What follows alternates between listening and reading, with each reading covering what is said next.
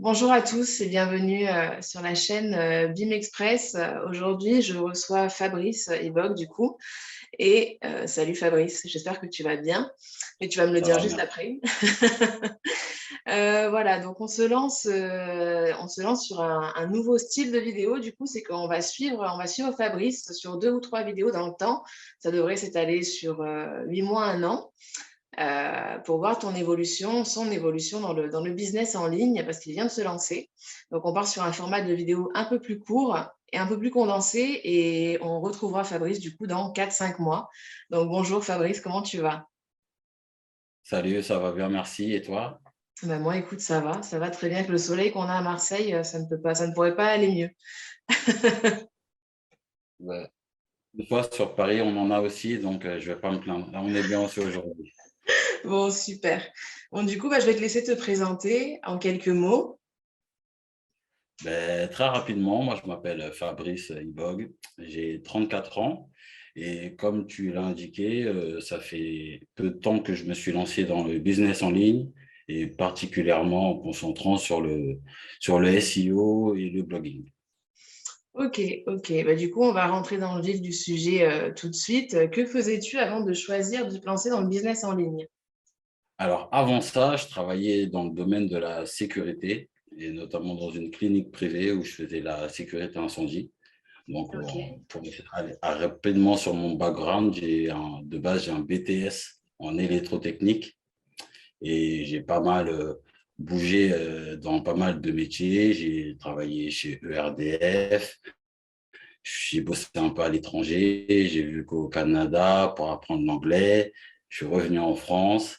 J'ai eu un peu de difficulté à retrouver du boulot. Et voilà, donc j'étais dans la sécurité et j'ai essayé de trouver beaucoup de moyens de pouvoir générer un revenu complémentaire. Et au fur et à mesure des années, en essayant à droite à gauche, dropshipping, d'autres choses à droite. Et c'est le blogging qui, au final, je pense, me correspond le mieux. Et le SEO m'a aussi beaucoup, beaucoup intéressé. Donc, je me suis définitivement lancé là-dedans.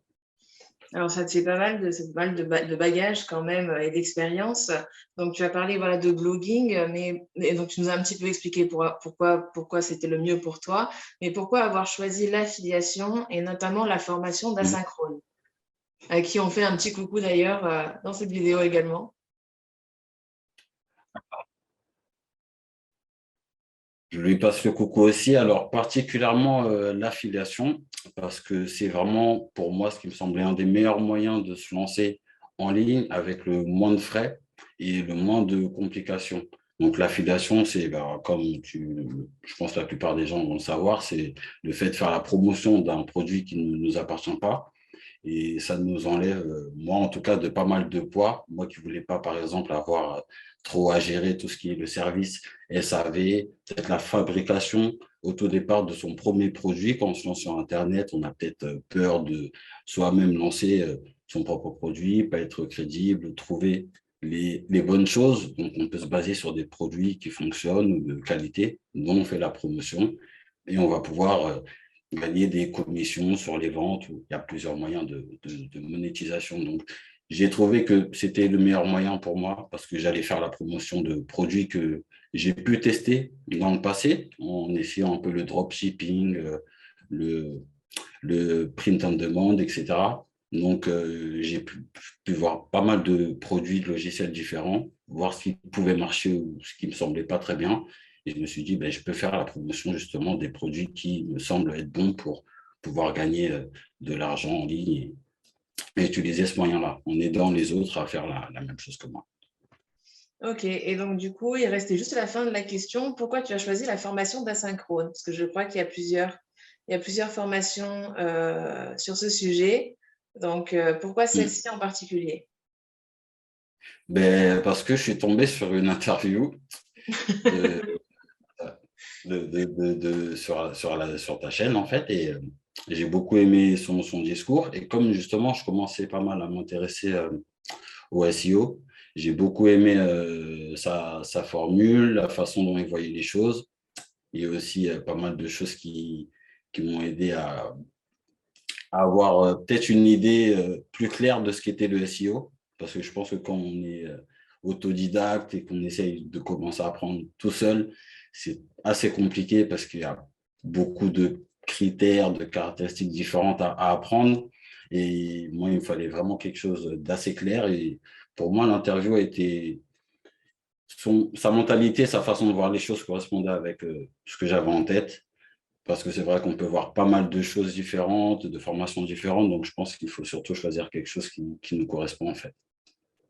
Ok, ok, ça marche.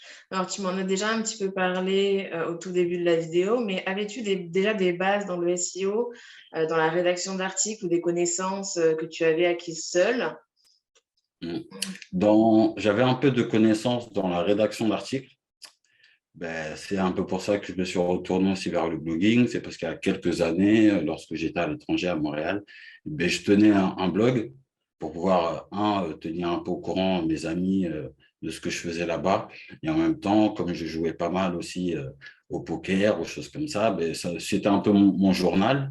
Donc, ça me permettait, et je me suis dit, ben, naturellement, ben, au fur et à mesure de tester des business différents qui ne me convenaient pas, je me suis dit, ben, c'est vrai que je pourrais retourner à cette chose que j'aimais faire avant, rédiger, écrire des articles, du contenu sur Internet.